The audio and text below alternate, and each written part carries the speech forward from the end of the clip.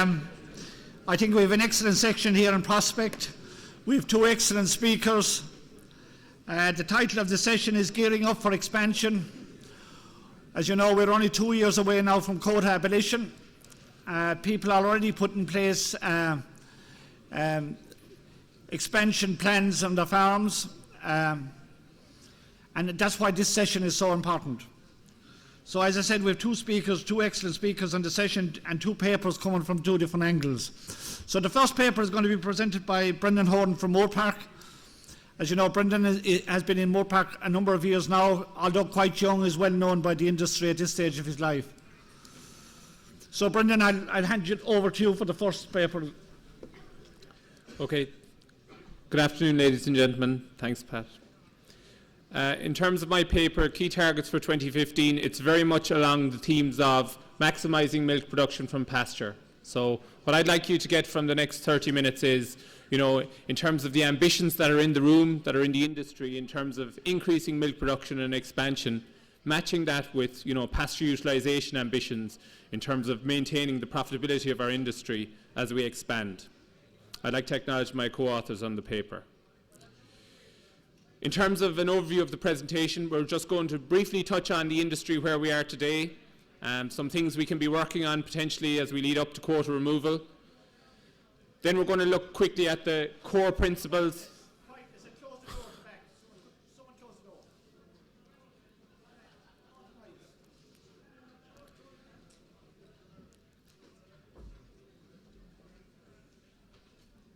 A quick look at the industry, a snapshot where we are today and things we can be working on as we wait for quota removal. We're going to refocus on what the core basic principles of profitable milk production in Ireland will be pre and post quotas. We're going to look at cow characteristics. We're going to look at the main issue for a pasture-based system, the appropriate stocking rate, and then we're going to finish off with some conclusions. In terms of the industry in 2012, you're all pretty familiar, I think, at this stage with the industry statistics, and I've just listed some of the main average industry statistics here on the slide. Probably what's more interesting in terms of this conference, in terms of this group, and in terms of expansion is looking at the top 10% of dairy farmers and where they lie in comparison with, research level performance and the implications in terms of the types of things we can be improving on as we wait for quota removal. And I suppose as you look at this slide, to summarise it, the top 10% of dairy farmers are producing around 840 kilos of milk solids per hectare, compared to around 1,300 kilos of milk solids per hectare within the research herds at this stage.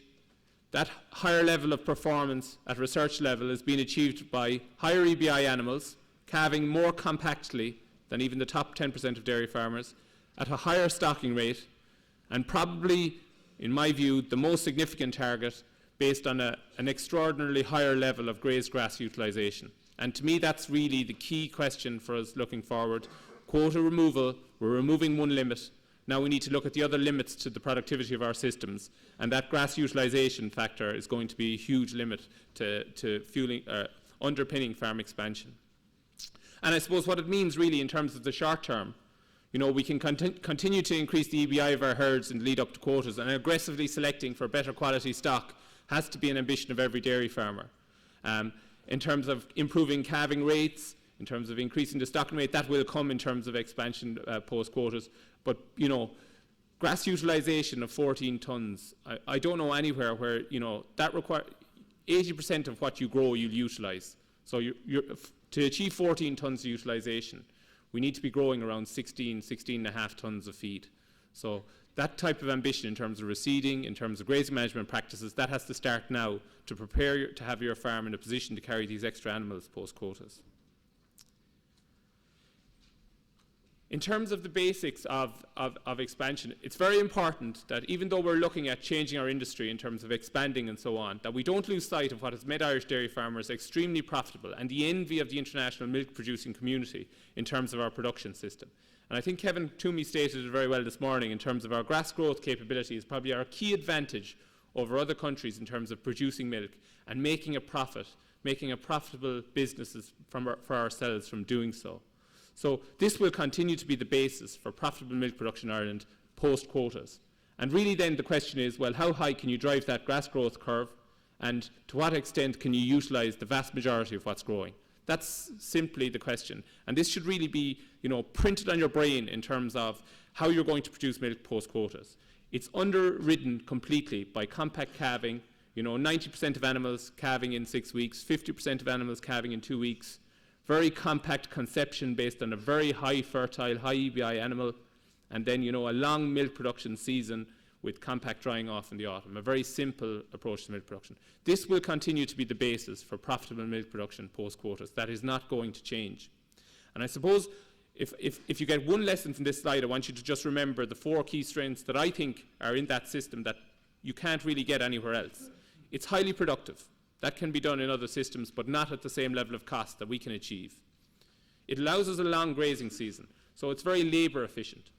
Again, a huge part of expansion is going to be able to do it with less labour or to be more labour efficient. So this system has to be retained in order to do that. It's environmentally friendly, and I'll show you some examples of why that is the case.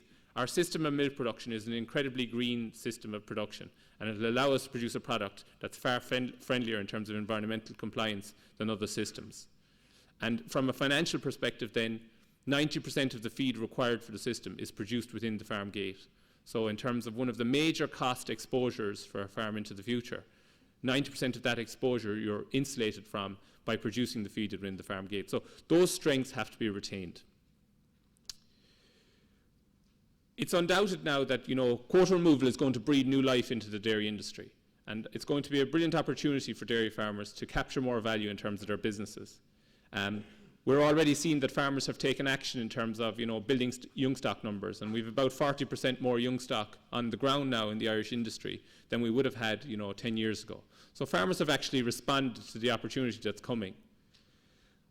In terms of producing milk from pasture, stocking rate is the key variable in terms of deciding, what is the appropriate stocking rate in order to be profitable in terms of producing milk. And the science of it is pretty well laid out in that, in terms of individual animal performance, as you increase stocking rate initially from a low stocking rate, this is somewhat of a simplistic view, but initially increasing stocking rate, animal performance, individual animal performance will tend to increase as you increase stocking rate. That's just, faster rotations, better quality swards, and so on. But ultimately, beyond a certain point, increasing stocking rate, you are going to see a decline in per animal performance. So, feed becomes more restrictive as you increase stocking rate, and that leads to a decline in animal performance. In terms of per hectare performance, which becomes much more important when quotas are removed, the overall productivity per hectare of land available for milk production, that level of performance will tend to be optimized at a higher stocking rate. So performance per hectare tends to go up as stocking rate increases, and I think you're broadly familiar with that. The third aspect to consider is grass utilization. And grass utilization will increase. The amount of grass utilized per hectare on farm will increase as you increase stocking rate, although that level will tend to, a point will come where further increases in stocking rate don't provide any additional grazed grass utilization. So, you need to bear that in mind in terms of the ideal stocking rate. And then in terms of the system, there's 2 key questions, and unfortunately you can only see one there. The optimum stocking rate, so balancing, grass utilization and milk production efficiency, and the second one, which you can't see there, is in terms of cow characteristics. That, the relationship between the productivity potential of the animal and maybe the fertility and health and other traits of that animal. Where's the right balance in terms of the cow and the stocking rate for a post-quota pasture-based system? And those are the 2 questions I'd like to try and answer. To deal with the cow, first of all, I take my lead from probably the larger scale, better dairy farmers in terms of the type of choices they've made in recent years, and these are supported in terms of the science base. Dairying is the most profitable enterprise, even within mixed farming enterprises. So focusing on animals that provide more milk solids, that can utilise more grass, moving away from selecting on beef production is going to be a more profitable opportunity, and we have to simplify our system, focus on the dairy component. February-March calving is going to be the most profitable, allows a long lactation, allows milk production from pasture. Those are the most profitable animals. The type of animal we should select should facilitate increased stocking rates. So, feed will be the limit at higher stocking rates. Having an animal that's more appropriate to the level of feed available is going to be critical, and we'll expand upon that in a couple of minutes. Extra replacement animals to fuel expansion. I think everyone would agree with that in terms of, providing the animals to fuel expansion from within the farm gate. So, the choice of animal should throw off loads of replacement animals. and then the final one, easy care in terms of a larger herd scenario. So I think those broad principles are relatively well recognised by everyone. In terms of the productivity targets, I would say the productivity targets are for around 1,300 kilos of milk solids per hectare. So that can be any combination of stocking rate and per animal performance, if you like. 365-day calving interval, and the animal should last 5 to 5.5 lactations on average. So to me, they're the broad principles in which we're selecting the cow. First and foremost, though, in terms of thinking about the cow type, is what characteristics do we need? And to me, I'm going to start with the negatives. It's impossible to bring all the statistics together on cow type from one source, but I've accumulated a range of statistics here from different sources. And again, just focusing even on the top 10% of dairy farmers and comparing them with target levels. Fertility sub-index, the health and vigour of our animals is still not good enough for what it needs to be to sustain large-scale expansion post-quotas. The average fertility sub-index of the top 10% of dairy farmers is around 95 euros, which is quite a high figure. It's now recognised that we need to be in the order of 120 to achieve the type of calving compactness and conception compactness that we need to sustain a grazing system. So this level is still too low. So continued focus on selecting for more fertile animals will be very lucrative for farmers in terms of underpinning the system long term. Probably the two key ones as far as I'm concerned are the 6-week calving rate. It's still very, very low even for the top 10% of dairy farmers in comparison with the 90% target, which we would set as ideal, and the 13-week empty rate. Now this is not easily measured at an industry level, but what I can tell you is that in any of the experiments we've done in Moore Park in recent years, looking even at the very best dairy farmers and where we expect to see the best fertility, even still, after 13 weeks of breeding, there can be in the order of 15% of animals not in calf at that time point on those farms, which is, a high level. So we're still a way off this less than 10% target. Okay, this to me is still the biggest restriction to, the type of animal we have and what we need to have for post-quotas. In terms of productivity, more so in the last number of years, we're starting to see people ask the question, well, do we have the right kind of cow in terms of their productivity capability if we can produce more milk after quotas? And my answer to that question is clear from that side. We have incredible productivity in the type of cow we now have. Every one of you knows that a first lactation animal will produce 75% of the milk of a mature cow. A second lactation animal, about 93% of the milk of a mature cow. This data set just shows you the type of animal which would have been around 100 euros in EBI that we would have had at Moore Park between 2001 and 2005. As a first lactation animal, that animal was capable of about 405 kilos of milk solids in a low-cost grass-based system, less than 300 kilos of concentrate. As a third plus lactation animal, the blue bar there, that animal is producing around 535 kilos of milk solids per cow as a mature animal on a low level of concentrate between 2001 and 2005. If we look at the modern animal, average EBI of 150, the animals that we now have between 2009 and 2012, mature high EBI dairy cattle at Moore Park are producing 555 kilos of milk solids as third plus lactation animals on average in a low concentrate system. The capability of our animals for milk solids is extraordinarily high. The issue we have is the maturity of our herds tends to be low, and it compromises on that milk production capability. And I suppose with that in mind, I'd ask you to, exercise patience in terms of making dramatic changes to animal selection. Basically, if we're looking at expansion, there will be more younger animals around the farms. There will be shorter lactation lengths, probably pre-quota removal, as we just try and adjust our way through this transition period. So, don't make dramatic decisions about cow selection based on the short term.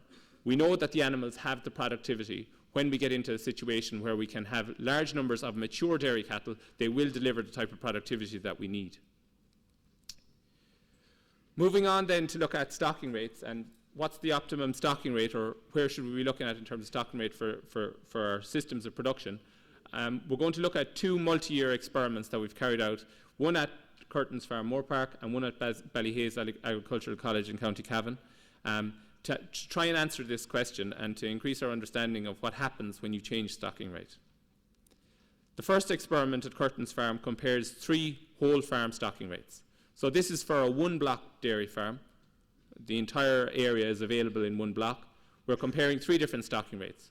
2.5 cows per hectare, which is probably close enough industry norm right now in a quota environment. 2.9 cows per hectare, which is the maximum allowable under the nitrates directive with a derogation, and 3.3 cows per hectare, which is 1 increment higher again in terms of overall farm stocking rate. I've just described some of the main decision rules here. We've imposed differences in terms of grazing intensity on those 3 different stocking rates based on the objectives within each stocking rate. At a relatively low stocking rate, you tend to try to achieve higher individual animal performance, so a grazing intensity of 4.5 centimetres. At the other extreme, at 3.3 cows per hectare, as you increase stocking rate, your focus becomes much more on grazed grass utilisation. So we've imposed a consistent grazing intensity of 3.5 centimetres on that treatment. Importantly, we've kept fertiliser and concentrate input per hectare constant across each of those stocking rates. So that's relatively unique in terms of trial design. The main reason for that is usually when farmers increase stocking rate, they too tend to increase fertiliser input and also bring in more feeds from outside. To me, that's a false economy in terms of studying the stocking rate effect. Here we've kept those things constant. So any benefits associated with stocking rate in this experiment can only be attributed to increases in grazed grass utilisation. And that's basically the way we've designed the experiment. In terms of output, I don't think any of you, and just to look at the summary first of all, I don't think any of you will be surprised to know that as you increase stocking rate from 2.5 to 3.3 cows per hectare, milk production per cow will tend to decline by in the order of 10%, 11%. And milk solids per hectare will tend to increase by about 17%. So you're seeing a decline there in terms of milk solids per cow from around 460 kilos down to around 408 kilos. Milk solids per hectare increases from around 1150 kilos up to around 1330, 1340 kilos of milk solids. The second point to take note from that slide is that in terms of lactation length, we did not allow lactation length to shorten based on the increase in stocking rate. If you increase stocking rate and find that by virtue of not having the grass growth to sustain the stocking rate or whatever, that you have to end up shortening lactation length, you will lose a large amount of the benefits associated with higher stocking rates per hectare. In fact, you could lose half of that benefit of 17% if you lose a large amount of lactation length. So it's important to bear, that's why that's there, it's important to bear the lactation length in mind.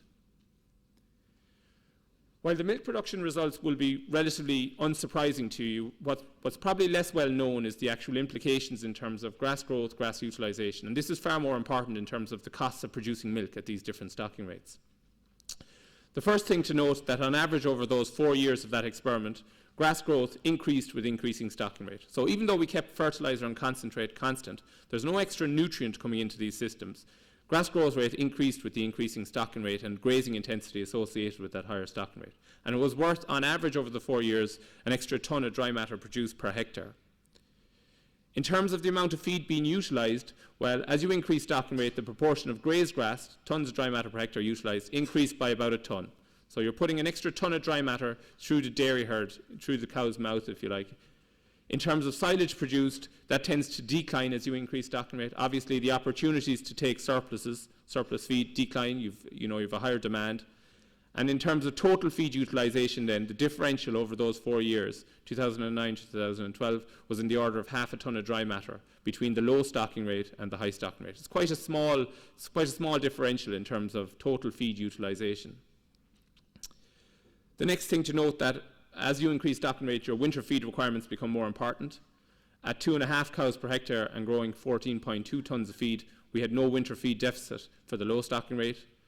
Growing 15.1 tonnes of feed at 3.3 cows per hectare, we were short around 300 kilos of dry matter per cow, or about 1.1 tonnes of dry matter per hectare at the higher stocking rate. So, obviously any financial evaluation of the stocking rate needs to incorporate that winter feed exposure. Put it another way, in terms of grass growth requirements, for you increasing cow numbers on your farm post quotas, if you're looking at these increases in stocking rate, well then they very much need to be matched by increases in ambition in terms of grass growth, increasing grass growth from 14.2 to approximately 16.2 tonnes of dry matter in order to sustain that higher stocking rate without changing the design of your system in terms of feed requirements and so on. Probably one of the big lessons we learned was actually a grazing management lesson, and it took us the 4 years to learn the lesson.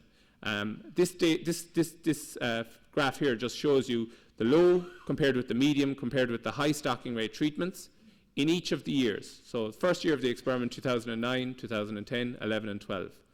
And the point to see from this graph is that actually when we commenced doing the experiment and we imposed, a grazing residual of 4.5 centimetres here at the low stocking rate compared with 3.5 centimetre grazing intensity here for the high stocking rate, we got very little difference initially in terms of grass dry matter production. No major benefit initially to increasing the grazing intensity at the higher stocking rate. And that was a surprise, because when you read the textbooks and you read the literature, you expect that increasing grazing intensity tends to produce more leaf in the sward and increase dry matter production. In fact, it's only in the last 2 years, 2011 and 2012, that we've really seen the productivity gain associated with the higher stocking rate in terms of dry matter production. So it's hard to describe what the reasons for this. In my view, I look at it 2 ways. Certainly, the longer the experiment has gone on, we've learned more about managing higher stocking rate, feed budgeting, making sure we're not compromising on the 3-leaf principle, ideas like this. But also there's the sward effects. So, you are conditioning from 2009, where all these swards started at very much the same level of quality and so on. It's taken time to build the capacity of the swards for higher dry matter production. And it's only in the last 2 years that we're seeing the real benefits that we're reaping from proper grazing intensity associated with higher stocking rates. I suppose the lesson from that is that in terms of patience and building your farm for the long term in terms of feed supply, you need to be patient in terms of grazing management practices. They do deliver in the longer term, but there's learning along the way for both the sward and the person in terms of managing these higher stocking rates. I couldn't leave stocking rate without talking about the actual environmental implications, and this is a very complicated graph, and I'm apologizing for it before we start. But what it shows you is, and it's included in the booklet, so you can look at it tonight, but basically what it shows you is it's a case study evaluation of Curtin's research site over the last decade. And it shows you at the site that on average at that 48 hectare block, we've increased stocking rate from 2001, we've consistently increased it over time to an average of, in fact, 2012, it's 2.94 livestock units per hectare. At the same time, we've also increased grazing season length. So that's a measure of, higher grass growth rates, probably better feed budgeting, and so on. The other thing that has changed is that since 2005, 2006, we've stuck to 250 kilos of nitrogen, which is the limit under the nitrates directive. So from 2005, 2006, we've been limited in terms of the amount of kilos of chemical N that can be put into the farm. I suppose the main point I want you to take from this, though, is that in terms of groundwater nitrate concentration, which is the biggest single reflection of the nitrate leaching from our systems in a free draining site, and you can see that on average from 2002 right through to 2011, the concentration has declined year on year. From around 16 milligrams per litre in 2002, we're down to an average loss of 6.6 milligrams, and it's been consistent for the last 3 years, including 2012, around 6.5 milligrams per litre of nitrate getting into groundwater. Now, to put it in context, the MAC under the nitrates directive is around 11.3. So the farm on average has responded by virtue, and there's a whole range of practices that have gone into this. But basically what has happened is that even though we've increased stocking rate, our groundwater quality has improved year on year. And that's down to things like, certainly we've reduced fertilizer input level. We're making better use of slurries. We don't plough land up, which releases a whole load of nitrate into groundwater. We tend to, when we're buying supplements, buy very low protein supplements in order that, we're looking for an energy source. We have loads of protein in terms of grazed grass and so on. There's all sorts of things that have gone into contributing to this overall effect. But the main point from it that I want you to take is that, increasing intensification, driving up stocking rate, it doesn't need to lead to a disimprovement in the environmental standards of our production systems. The problem associated with stocking rate internationally in the literature is where the increase in stocking rate leads to a lift in terms of concentrate input, fertilizer input, or other feeds coming in that are bringing protein into the farm and loading the farm site with extra nutrients. And that's really the key thing to understand from this study, that nutrient management planning can allow you to increase stocking rate without deleterious effects on the environment, and that's very important. Moving on to the Ballyhay study then, and just looking at The Ballyhaise experiment was set up in 2008, and it was set up with the co-ops in mind. And the influence, it was mentioned earlier on, of farm fragmentation. And if you had a milking platform that was smaller, but you wanted to expand, then could you put a large stocking rate on that, and what would be the implications? So that was kind of the idea behind it. The first thing to say about Ballyhaise is it's a fabulous grass growing environment. And basically, if you look at grass growth rates, increased from around 12 tonnes in 2008 up to around 14.1 on average in 2011. 2012 has been a poor year, weather conditions and so on. Really, it hammers a wetland site. So, parts of that farm, grass growth have dropped by around 40% in 2012, just by virtue of waterlogging and so on. But that's the nature of the soil. But in principle, the grass growth potential of the site is actually very, very high. So that's a very good place to start. In terms of the question we were asking with this stocking rate experiment, we're saying, well, okay, we have a milking platform, and we can choose to stock it at a relatively appropriate stocking rate, let's say 3 cows per hectare, 3.1 cows per hectare, and bring in supplements in spring and autumn. This is usually the case on a wetland site because on a wetland site, the nature of grass growth tends to be more seasonal. So it's slower in the spring, higher in the middle, and lower in autumn as well. So, supplements in spring and autumn tend to be, for any given stocking rate, higher, let's say, in that environment. And the question is, if you compare this type of a relatively low input system with a higher stocking rate, where the milking platform was stocked up to, let's say, 4.5 cows per hectare, to facilitate increased grazed grass utilisation through the middle of this curve.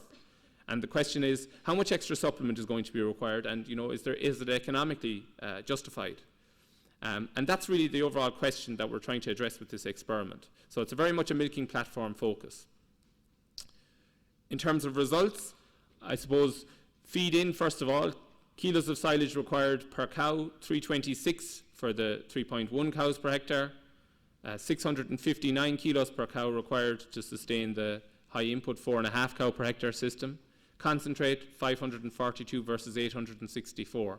So that shouldn't be surprising to you in terms of the extra requirements. Just the window of feeding tends to be larger at that higher stocking rate, and the amount of feed required at any given time is that much greater. I suppose in terms of an outputs perspective, milk solids per cow increased at the 4.5 cow per hectare system. In this case, you're going in with a lot more feed. So that's not surprising that per cow performance is increasing.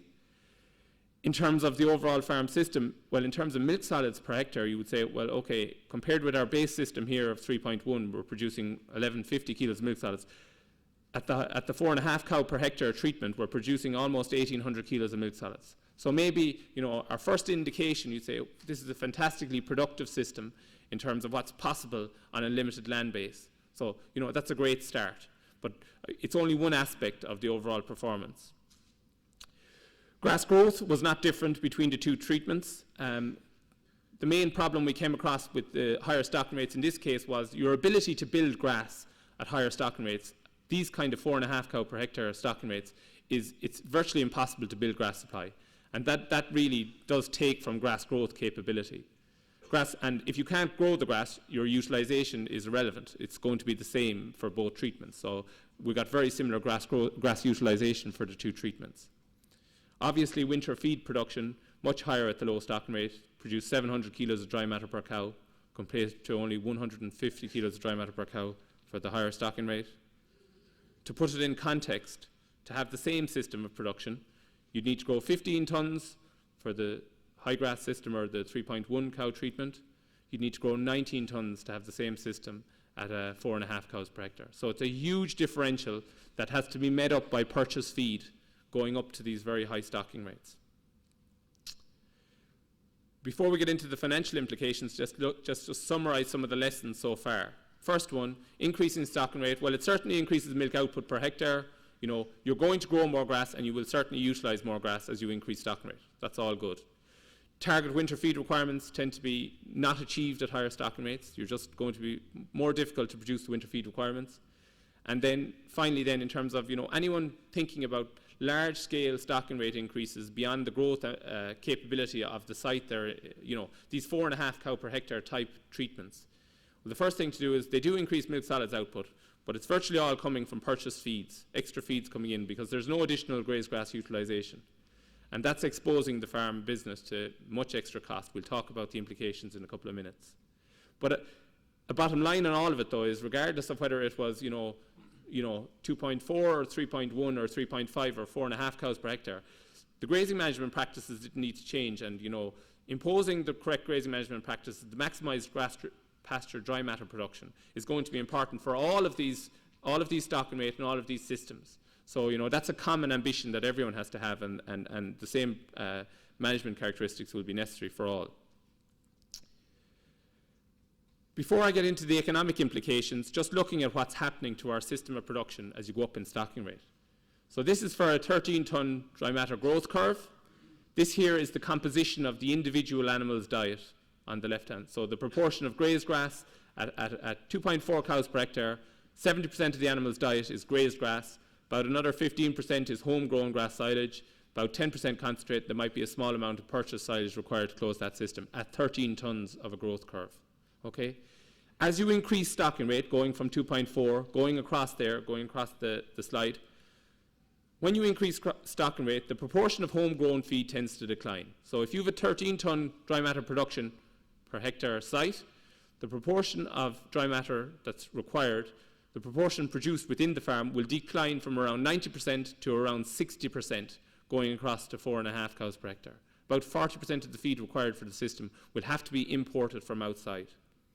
In terms of cost implications, and taking it at a very simple level, the implications for cost are, in terms of total cost, including full labour and so on, are to increase the total cost from around 28 cent per litre up to around 34 cent per litre. It's a straight line increase in costs as you go from left to right there. So it's going to have a huge impact on the efficiency of milk production, making those stocking rate increases. So the question is, well, if we do want to increase stocking rate, then how best can we do it without compromising in terms of the efficiency of our production system? The big one is grass dry matter production. This is exactly the same graph for a 16-ton dry matter growth curve. And what you'll notice is that, well, first of all, the reduction in homegrown feed is less. It's only from 90% down to around 70%, and the degree to which that line is falling, the slope is less. And the second thing to notice is that the increase in the cost of production are staggered. So, you can increase stocking rate initially from 2.4 up to 3.3 without large increases in the costs of milk production, even increasing stocking rate. So where that kind of dry matter is being produced, that extra dry matter is hugely valuable in terms of retaining a low-cost production system while increasing stocking rate. In terms of profitability implications, the assumptions are all laid out in detail in the paper, and you should read through it to get a grasp of it. But in principle, what we've done now is we've actually said, well, if you're increasing stocking rate, and we've just taken a 40-hectare block to start with, and we said, well, if you're going to increase stocking rate, you need to provide the extra investment in terms of slurry storage, milking infrastructure, the extra labour required. We put full costs against the extra cow required for that increase in stocking rate, and just looked at the implications in terms of profitability. So the first case scenario is 28 cent per litre milk price, so that's an intermediate milk price, let's say, for the future. And we're going to look at the impact of growth, and we're going to look at the impact of changing stocking rates. So if you include full costs at 2.4 cows per hectare, and at that milk price, 28 cent, the average profit per hectare of land is around 1,300 euros per hectare profit. That's what's retained by the dairy farmer after full costs are excluded. Including full labour then for any increase in cow numbers. So this is an increase, to be clear, for the 40 hectares there's 100 cows at 2.4 cows per hectare. At 3.3 cows per hectare there's approximately 130 cows, including full labour for the extra animals in terms of 6 cent per litre extra labour cost, increasing stocking rate from 2.4 to 3.3, while increasing a winter feed deficit and all the things we talked about earlier. It increases total profit by about 8% per hectare. So it's quite a modest increase in profitability, that change in stocking rate overall, even when you're including full costs. Going beyond that stocking rate of 3.3, the profitability per hectare tends to decline. Again, you're exposing yourself to more winter feed coming in from outside and so on. By comparison, if you could get a 16-ton growth curve, the benefits are greater. So you're up to 12% extra profit per hectare, even with full costs associated with that expansion at the higher stocking rate of 3.3. And that's a very worthwhile margin, obviously, in terms of the overall profitability of the farm business. The lessons to take from that, well, the first thing is that stocking rate, the impact of stocking rate is highly dependent on grass growth rate. That's the first thing to take. While I haven't shown you here, it's included in the paper that obviously if milk prices are higher than this level, the benefits of higher stocking rates are greater. If milk prices are lower than this level, the lower stocking rates tend to be more profitable. So it is highly sensitive to milk price. So those are the main summaries where we've included full costs. I suppose the next thing to do, though, is to take a normal farm situation where, the farmer has 100 cows at 2.4 cows per hectare. And, there's extra labour efficiency gains in that first phase of expansion. So maybe contract rearing out the young stock rearing, simplifying the system, getting rid of the beef enterprise, whatever it is that allows them to make that first initial jump in stocking rate. In this case, we've said that the farmer, rather than managing 70 cows and having full labour costs for everything else, can manage the first, 25% increase in terms of cow numbers, so that there was labour efficiency gains, as well as grass utilisation and all the other benefits of stocking rate. And in that case, where no extra labour was required for increasing from 100 cows to 130 cows, the benefits of increasing stocking rate then, in that case, are around 31%, going up to 3.3 cows per hectare. So it's a substantial gain where there was both labour and also system gains, let's say, in terms of grass utilisation and so on. Again, going beyond that level gave no further increases in terms of profitability. At the higher grass growth rates, the gains are there even more. So really this shows, I suppose, the benefits at a system level of simplifying the system, being able to be putting yourself in a position to manage those extra animals and gain the benefits of the higher stocking rate. The financial implications of that are quite large. So then to summarise, first thing to say is in terms of outlook, we are looking at it. It's a great opportunity, the removal of milk quotas, but we do need to be careful about our system that we don't compromise in terms of what has made dairy farmers profitable. So for me, this is grass from milk. That's where we've made our profits to now, and that's where the profits will be made for the future. It means dairy farmers should be targeting minimum stocking rates of 2.4 cows per hectare, growing 13 tonnes at a minimum. And mature high EBI dairy cattle are going to be the way to maximise productivity within those systems. For those of you considering higher stocking rates then, it has to be driven by grass growth and grass utilisation. For those considering large increases in stocking rate, I suppose the point I want you to take from today is consider your ambition for cow numbers as well as your ambition in terms of growing more grass on the farm. And that means, measurement, soil fertility, all of the aspects of growing more grass. You have to do all of those things as well as build the extra young stock numbers to expand. Dependent on increased grass and labour utilisation. So, building stocking rate, you need to be able to simplify the system to take advantages of labour efficiency gains. And in terms of grazing management practices, we do have to adopt our grazing management practices. We've certainly learned in terms of experiments, about feed budgeting, about grazing management practices. As the experiment has gone on, we've got better at it. And that will be the case for farmers as well in terms of managing higher stocking rates. I'll leave it at that. Thank you.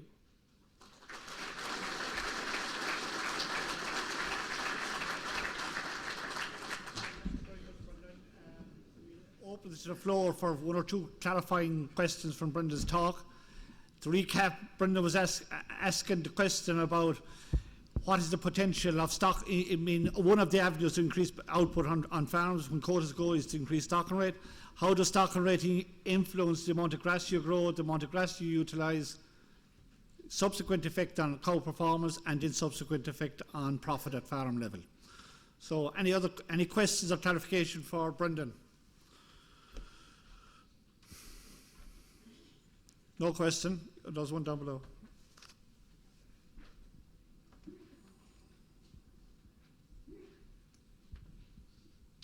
Thank you. Having regard to the increased environmental strictures for the future and the EU Water Framework Directive, I'm interested in what were the measures which reduced the leaching of nitrates into the groundwater? I was probably dozing off after lunch when you told me, but if you could just explain that, please. Yeah. Sorry.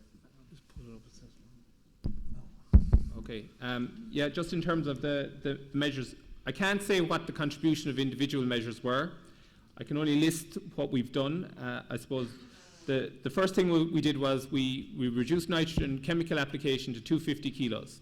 So we don't use more than 250 kilos of nitrogen per hectare. And to do that, we have reduced the amount of fertilizer we're using in the January-February period, and we're putting out more slurry on the farm at that time of the year. A third of the farm just gets a cattle slurry during that period instead of bag fertilizer, to leave us with more fertilizer to use during the middle of the curve when we're going to get better grass growth rates and better responses to fertilizer. So that's the first thing. We don't plough. We noticed when you start looking at the groundwater measures, on areas of the farm where we were ploughing, the nitrate concentration in groundwater was going up for about 2 to 3 years after the ploughing event. So there was a continuous release of nitrate into groundwater. It's a very free draining site, so I suppose water on the surface today will be in the groundwater, which is 30 metres down, in about 50 days. It's the 1% of freest draining soil in the country. What that means is that if you release a load of organic matter from a dairy land on a free draining site, and there's no crop there to take up the nutrient, it's all going to be released into the groundwater. So we've had to avoid doing that. We're using minimal till one pass kind of cultivation now to get in our reseeds, and I don't think we've lost anything by doing that. We're certainly retaining a whole load of extra nutrient by doing it. In terms of feeds coming in, I probably didn't have much knowledge or interest in it in the initial years. We were mainly focused on genetics and so on, and we didn't specify in terms of buying in concentrates and so on that we didn't need protein. And using 16 and 18% crude protein rations on top of a grazed grass that was 22% crude protein was nutritionally very unsound anyway, but it was adding to the problem in terms of nutrient loading at the farm level. So reducing the crude protein concentration of rations, using very simple, low-cost, energy-based rations, that was an advantage in terms of the environmental stance. And at a broader level then, finally, that slide shows you that the output from that farm area, that 48 hectares, is about 1.4 tonnes of milk solids per hectare per year. So you're sending more protein out the gate by utilising grazed grass, at higher stocking rates. So the cow isn't producing the nitrogen. So at an overall balance level, you're actually improving the situation by increasing grazed grass utilisation. Okay, an important aspect of the study, of course. Okay, next question. Brendan, some very informative figures there. Going from a stocking rate from 2.5 to 3.3 grass tonnage increased by 1 tonne. What is a sustainable increase in the amount of grass produced per hectare to justify an increase in stocking rate of 1 unit? If it takes about 4.5 tonne to feed a cow for the year, what would you expect the grass growth to increase by increasing the stocking rate unit to make it justifiable? So I agree with the figure around 4.5 tonnes of dry matter per cow, somewhere between 4.5 and 5 tonnes of dry matter required per cow. That's the broad figure of what's needed to sustain a full cow. In terms of growth rates, we averaged an extra tonne of dry matter produced over those 4 years at the 3.3 cow per hectare system. To me, that's the long-term implications of this are going to be greater in terms of 2013 and 14. I see the advantages of the higher stocking rates being in the order of 2 to 2.5 tonnes long-term. I suppose we had 2009 and 2010 in there, which were poor growing seasons, and they were at the start of the experiment, and they have kind of depressed all of the differences between the dry matter production of the low and the higher stocking rates. So, I think that the growth capacity of the higher stocking rates will sustain at least half a cow per hectare more than, by virtue of the grazing management practices, than the lower stocking rates. Okay, last question, and then we'll move on to the next paper, and we can have a full discussion afterwards. Yes, Chairman. Could I ask Brendan, in the farm profit per hectare slide he put up, at the 13 tonnes grown, once you went over the 3.3 livestock unit stocking rate, the farm profitability fell off. At the 16 tonnes grown, it flatlined. Could you explain why that happens, and maybe could you interpret, is there an implication then for higher milk prices, and is there a possibility of increased profit if the milk price was higher at a higher stocking rate? Yeah, I suppose the main thing we had to do this now that we haven't had previously is very good grass utilisation figures.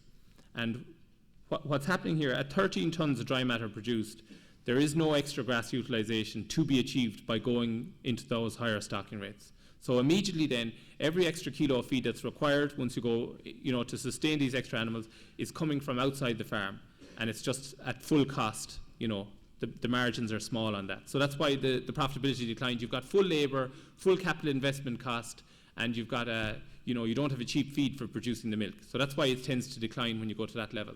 At the 16-tonne growth rate, there is still advantages in terms of increased graze grass utilisation to be gained at the higher stocking rates through the middle of the curve. So that's why we were able, there is pasture utilisation gains in the middle of the curve at the higher stocking rates that you don't get at 3.3 cows per hectare. And that's why it's kind of flatlining at that level. Okay, we'll come back to the debate again when we open this to the floor. We'll move on to the second paper now. Person needs no introduction, Michael Murphy, and the title of his talk is Positioning Yourself for Expansion. Over to you, Mike. Okay, Chairman, ladies and gentlemen, I put in an extra paper into your, into the proceedings. It's a little 3 or 4 pager by Justine Kidd of New Zealand, and it's a governance quiz. And at some time in the next few days, you might just feel like having a go at it. I'd say leave it alone now.